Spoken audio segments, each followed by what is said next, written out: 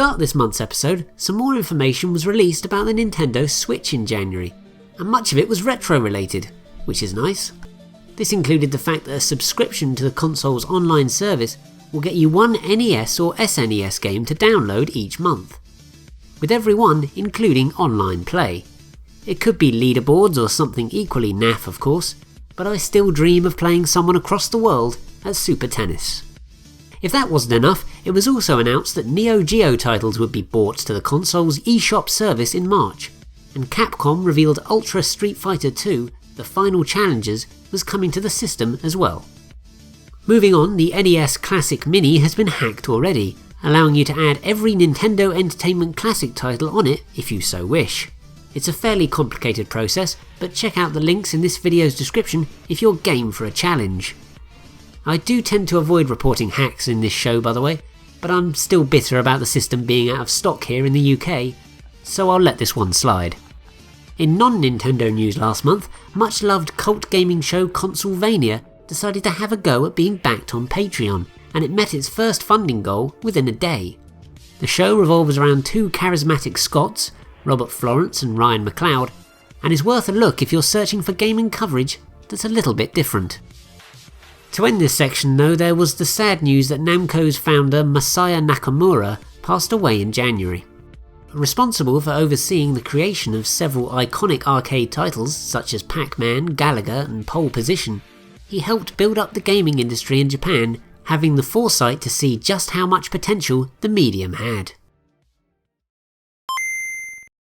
Well, this is a first. There was nothing retro released on either the Wii U or 3DS eShop last month. There was a physical release in the form of a port of RPG Dragon Quest VIII Journey of the Cursed King for the 3DS though. The PlayStation Network got treated a little better on the retro front, with a trio of arcade archive titles for the PlayStation 4, including Alpha Mission 2, World Heroes and Armed F. Volumes 1 and 2 of Atari Flashback Classics were also released for the same system. Both host over 50 titles and consist of arcade and Atari 2600 games. The former includes Centipede, Yar's Revenge and Tempest, with the latter featuring Asteroids, Crystal Castles and Adventure. Next, Mega Man's 1 to 6 are now available on iOS and Android devices, but it sounds like they don't rock.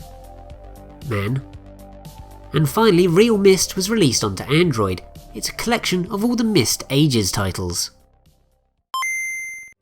To open this section, a few new gizmos were announced at the Consumer Electronics Show last month, including Hyperkin showing off an adapter for its RetroN 5 system. It'll allow you to play Master System and Game Gear carts, but no pricing for the doodad has been announced yet.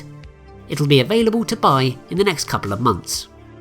Second was Retrobit announcing the Super Retro Boy, a handheld that plays Game Boy, Game Boy Color and Game Boy Advance carts. It has a rechargeable battery and will cost $80 when it's released in August, but I'm personally not too sure about putting the shoulder buttons on the front of the system. Retrobit also revealed it was developing wireless pads for the NES Classic Mini, with these costing $20 and being released in March. And finally, something that was actually released last month, a flash cart called the Penultimate Cartridge. It's for the VIC-20 home computer and one will set you back £65. Retro Homebrew for 8-bit computers dominated last month. The Commodore 64 received 7 titles: Luna 3, Pong, Fire Breath, The Hunter, Zap Fight 2, Border Blast 3 and Super Ace 1942. There was even a title for the Commodore Plus, 1010. The ZX Spectrum didn't have quite so many new titles, but still got Mazeract, Monty's Honey Run and Castle Capers. Moving on to 8-bit consoles, the NES received 2 new games, Lala the Magical and Metroid Rogue Dawn. The latter is an unofficial prequel to the first entry in Nintendo's much-loved series. Well, pretty loved. The Dreamcast got some homebrew love last month too, with the release of Matter Run and Dreamcastnoid. Then there were a host of single-title stragglers for other systems: Super Princess 2092 Exodus on Game Boy, Horizontal Shooter for the SNES, Portal on the Apple II, Box 3 for the Amiga, and finally Pixels on the Atari 2600. And yes, The latter is indeed based on that Adam Sandler abomination. Fortunately, a pixelated Kevin James doesn't seem to be present. To start this section, we have a bit of a strange case. It involves unreleased Sega 32X first-person shooter CD32X-Men Mind Games being given a new lease of life on the Amiga and Amiga CD32 of all places.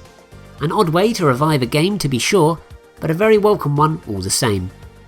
Second was that the unreleased version of Chuck Rock for the Commodore 64 was made available to download online. It was apparently complete way back in 1992, but it was cancelled by Core Design at the last minute. Finally, a playable build of the scrapped ZX Spectrum version of Total Recall was also released online last month, and is free to download in 2 weeks. Sorry, I meant you can download it now. We have quite a range of fan translations to savour this month, with the first 2 for titles on the Family Computer Disk System, Famicom Grand Prix 2 3D Hot Rally and Famicom Grand Prix F1 Race. SNES titles Wizardry 5 Heart of the Maelstrom, Zack The Art of Visual Stage and 3x3 Eyes Yuma Huken also got the fan translation treatment. There were also translations for Lunatic Dawn Passage of the Book on the PC, Last Legion UX for the N64, Wizardry Empire Fukatsu no Su on the Game Boy, and Dusty Diamond's All-Star Softball for the NES. That's all for this month then, but thanks so much for watching and supporting the show. Please do like, comment, subscribe, all that good stuff.